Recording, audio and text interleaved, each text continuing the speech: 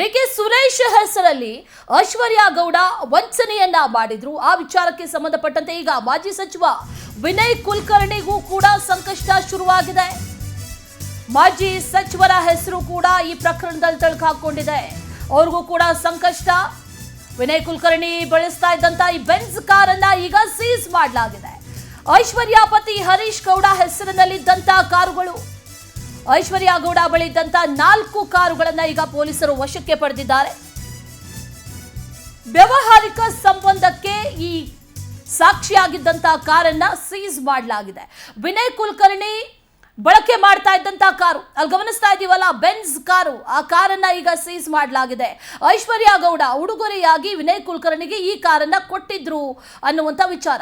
ಆದ್ರೆ ಕಾರನ್ನ ಯಾಕೆ ಕೊಟ್ರು, ವ್ಯವಹಾರಿಕವಾಗಿ ಏನಾದ್ರೂ ವ್ಯವಹಾರಗಳು ಅವ್ರ ಮಧ್ಯೆ ನಡೆದಿತ್ತಾ ಅನ್ನುವಂಥ ಪ್ರಶ್ನೆ ಒಂದು ಕಡೆ. ಮತ್ತೊಂದು ಕಡೆಗೆ ಈ ಕಾರ್ ಏನಿದೆ ಇದು ಸಾಕ್ಷಿ ಆಗುತ್ತೆ. ವಿನಯ್ ಕುಲಕರ್ಣಿ ಇದನ್ನ ಬಳಕೆ ಮಾಡ್ತಾ ಇದ್ರು. ಇದು ಯಾರ ಹೆಸರಲ್ಲಿದೆ ಅಂತ ಗಮನಿಸಿದ್ರೆ KA03NN8181 ಈ ನಂಬರ್ನ ರಿಜಿಸ್ಟ್ರೇಷನ್ ಇರೋದು ಹರೀಶ್ ಹೆಸರಲ್ಲಿ.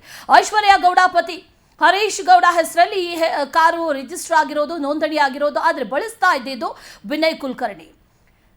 ಡಿಕೆ ಸುರೇಶ್ ತಂಗಿ ಅಂತ ಹೇಳ್ಕೊಂಡು ಸಾಕಷ್ಟು ವಂಚನೆಯನ್ನ ಮಾಡಿರುವಂತ ಪ್ರಕರಣಕ್ಕೆ ಸಂಬಂಧಪಟ್ಟಂತೆ ಈಗ ಮಾಜಿ ಸಚಿವ ವಿನಯ್ ಕುಲಕರ್ಣಿಗೆ ಉಡುಗೊರೆ ರೂಪದಲ್ಲಿ ಐಶ್ವರ್ಯ ಕೊಟ್ಟಿದ್ರು ಅಂತ ಹೇಳಲಾಗಿರುವಂತಹ ಕಾರನ್ನ ಸೀಸ್ ಮಾಡಲಾಗಿದೆ. ದೃಶ್ಯದಲ್ಲಿ ಏನು ಗಮನಿಸ್ತಾ ಇದ್ದೀವಿ, ಇದೇ ಕಾರನ್ನ ಈಗ ಪೊಲೀಸರು ಸೀಸ್ ಮಾಡ್ಕೊಂಡಿದ್ದಾರೆ. ಅಲ್ಲಿಗೆ 4 ಕಾರುಗಳನ್ನ ಒಟ್ಟಾಗಿ ಸೀಸ್ ಮಾಡ್ಕೊಂಡಿದ್ದಾರೆ.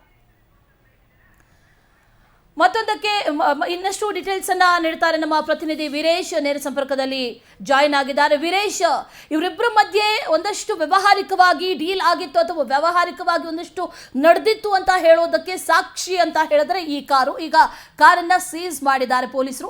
ತನಿಖೆ ಯಾವ ರೀತಿ ನಡೀತಾ ಇದೆ, ಇಲ್ಲಿಗೆ ಸಂಕಷ್ಟ ತಪ್ತಾ ವಿನಯ್ ಕುಲಕರ್ಣಿಗೆ ಅಥವಾ ಇಲ್ಲಿಂದ ಆರಂಭನ, ಏನ್ ಡೀಟೇಲ್ಸ್ ಇದೆ?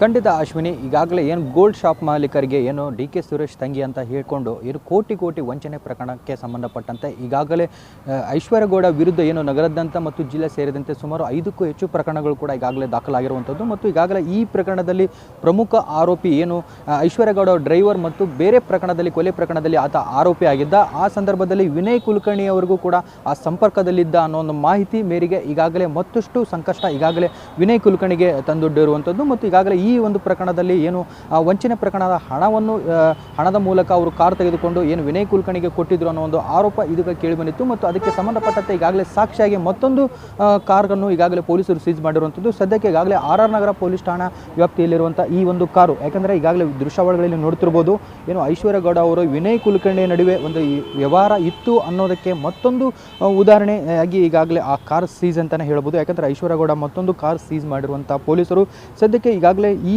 ಒಂದು ಕಾರನ್ನು ಈಗಾಗಲೇ ಪೊಲೀಸರು ಕೂಡ ವಶಕ್ಕೆ ಪಡೆದುಕೊಂಡು ಕೂಡ ಆ ಕಾರಿನ ನಂಬರ್ ಆಗಿರ್ಬೋದು ಮತ್ತು ಯಾವಾಗ ಅವರು ವಿನಯ್ ಕುಲಕರ್ಣಿ ಅವರಿಗೆ ಕೊಟ್ಟಿದ್ರು ಅನ್ನೋದ್ರ ಬಗ್ಗೆ ಈಗಾಗಲೇ ಪೊಲೀಸರು ಕೂಡ ತನಿಖೆ ನಡೆಸಿರುವಂಥದ್ದು. ಏನು ಬೆಂಚ್ ಕಾರ್ ನೋಡ್ತಿರ್ಬೋದು ನೀವು, 03NN8181 ಅನ್ನೋ ಒಂದು ಕಾರನ್ನು ಏನು ಈಗಾಗಲೇ ಪೊಲೀಸರು ವಶಕ್ಕೆ ಪಡೆದು ಅದನ್ನು ತಮ್ಮಂದು ಈಗಾಗಲೇ RR ನಗರ ಪೊಲೀಸ್ ಠಾಣೆಯಲ್ಲಿ ಈಗಾಗಲೇ ಇಟ್ಟಿರುವಂಥದ್ದು. ಮತ್ತು ಈಗಾಗಲೇ ಏನು ACP ನೇತೃತ್ವದಲ್ಲಿ ಈ ಒಂದು ಕಾರನ್ನು ಸೀಸ್ ಮಾಡಿ ಈಗಾಗಲೇ ತನಿಖೆ ನಡೆಸಿರುವಂಥದ್ದು. ACP ಭರತ್ ಆ್ಯಂಡ್ ಟೀಮ್ ಮೂಲಕ ಈ ಒಂದು ಕಾರನ್ನು ಏನು ವಿನಯ್ ಕುಲಕರ್ಣಿ ಬಳಿ ಇದ್ದಂಥ ಕಾರನ್ನು ಈಗಾಗಲೇ ತೆಗೆದುಕೊಂಡು ಬಂದು ಒಂದು ವಿಚಾರಣೆ ಕೂಡ ಮುಂದುವರೆದಿರುವಂಥದ್ದು. ಮತ್ತು ಈ ಹಿಂದೆ ಕೂಡ ಏನು ಹರೀಶ್ ಅಂದರೆ ಈಗಾಗಲೇ ಐಶ್ವರ್ಯ ಗೌಡ ಪತ್ನಿ ಏನು ವಿರುದ್ಧ 3 ಕಾರುಗಳು ಕೂಡ ಇತ್ತು. ಆ ಒಂದು 3 ಕಾರುಗಳನ್ನು ಈಗಾಗಲೇ ಪೊಲೀಸರು ಕೂಡ ವಶಕ್ಕೆ ಪಡೆದುಕೊಂಡಿರುವಂಥದ್ದು. ಪ್ರಮುಖವಾಗಿ BMW ಆಗಿರ್ಬೋದು ಮತ್ತು ಫಾರ್ಚುನರ್ ಆಗಿರ್ಬೋದು, RD ಕಾರ್ ಸೇರಿದಂಥ 3 ಕಾರುಗಳನ್ನು ಈಗಾಗಲೇ ಪೊಲೀಸರು ವಶಕ್ಕೆ ಪಡೆದು ವಿಚಾರಣೆ ಕೂಡ ಮಾಡ್ತಿರುವಂಥದ್ದು. ಸದ್ಯಕ್ಕೆ ಈಗಾಗಲೇ ಈ ಕಾರನ್ನು ಏನು ವಿನಯ್ ಕುಲಕರ್ಣಿ ಅವರು ಬಳಸ್ತಿದ್ರು ಮತ್ತು ವಿನಯ್ ಕುಲಕರ್ಣಿ ಅವರಿಗೆ ಈ ಒಂದು ಕಾರನ್ನು ಐಶ್ವರ್ಯ ಗೌಡ ಗಿಫ್ಟ್ ನೀಡಿದ್ರು ಅನ್ನೋ ಒಂದು